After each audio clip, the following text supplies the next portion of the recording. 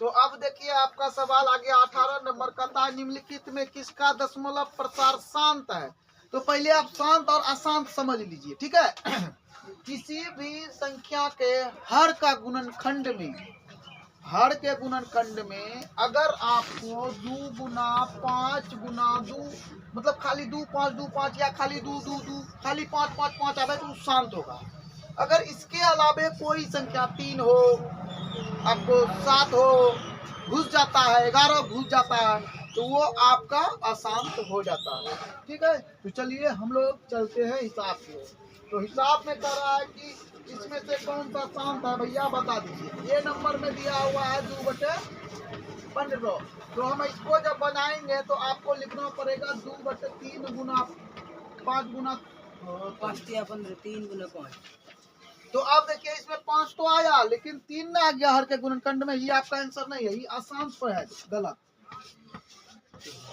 B number में आपका दिया हुआ है 11/160, ठीक है। अब आप इसका गुणनखंड करेंगे 2 गुना 2 से जब इसको कटाए तो 80 आया, नहीं 80 को फिर 2 से कटाए तो 40 आया, 2 से कटाए तो 20 आया, फिर 2 से कटाए तो 10 आया, फिर 2 से कटाए तो 5 आ गया, यही ना। देखिए 5 दूना 10, 10 दूना 20, 20 दूना 40, 40 दूना 80, दूना 160। तो ये आपका सही जवाब बी नंबर है, ये शांत है, क्योंकि देखिए इसके गुणनखंड में 2 और 5 ही है, इसके अलावा कोई अंक नहीं। अब आगे बढ़ने की आपको जरूरत नहीं है, यहीं पर आप आंसर मार करके निश्चिंत हो जाएंगे। चलिए अगला सवाल की ओर हम बढ़ते हैं। तो अगला सवाल आपका हो जाएगा 19 नंबर का, ठीक है। तो 19 नंबर का सवाल है और कहता क्या है कि देखिए P/2 m गुना n के रूप में 0.67 को लिखा जा सकता है, लिखा जा सकता है। चलिए हम आपको करके दिखाते हैं। तो सबसे पहले ए नंबर का सवाल डायरेक्टली हम चेक कर लेते हैं, ठीक है। इसको ट्रिक से बना देते हैं, उतना हम खंडन नहीं करेंगे, डायरेक्ट। देखिए तो आप जब 2 पर पावर 0 है तो 1 हुआ, 1 गुना 5 करिएगा तो 5 से जब इसमें भाग दीजिएगा तो 0.67 नहीं आएगा, ये इसका आधा हो जाएगा। तो इसका मतलब ये आपका आंसर सही जवाब नहीं है। बी नंबर में कहता है 67/2 पर पावर 2 गुना 5 पर पावर 2 है। तो इसका जब आप करिएगा तो 2 दूना 4, 5 है 25, तो 25 गुना 4 करेंगे 100। 100 से जब इसमें भाग दीजिएगा तो आंसर हो जाएगा आपका 0.67, मतलब ये मैच कर रहा है, आपका बी नंबर ही सही जवाब होगा। उतारिए जल्दी से, हम ऊपर वाला मिटाते हैं तब तक।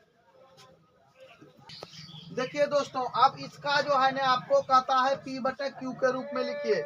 ऐसा सवाल आपको ढेरी आने वाला है, तो आप जैसे इसका दशमलव को उड़ाइएगा तो हो जाएगा 49। क्या होगा 49/100। जैसा कि हमने बचपन में पढ़ा था कि 2 दशमलव के बाद जो अंक रहता है त्यागो सुनना वाला अंक आ जाता है, 1 है तो 10, 2 है तो 100।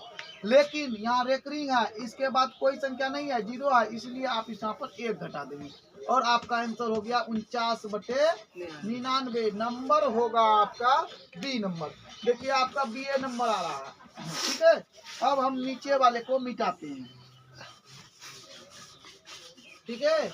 और 21 नंबर का सवाल आपके सामने हम लेकर के आते हैं। चलिए 21 नंबर का सवाल आपका हो जाएगा। देखिए अब यहाँ पर एगो फेरा है कि 22/7 क्या है। 22/7 जो है ना एक परिमेय संख्या है।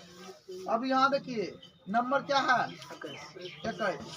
22/7 क्या है परिमेय संख्या है, क्या है ये नंबर, इसका सही जवाब होगा परिमेय संख्या होगा, परिमेय संख्या। ये नंबर आपका परिमेय संख्या होगा। लेकिन प्रश्न उठता है, इसीलिए हम इसको लिख दिए, बता दिए कि हमने इससे पहले आपको पढ़ाया है कि पाई जो है एक अपरिमेय।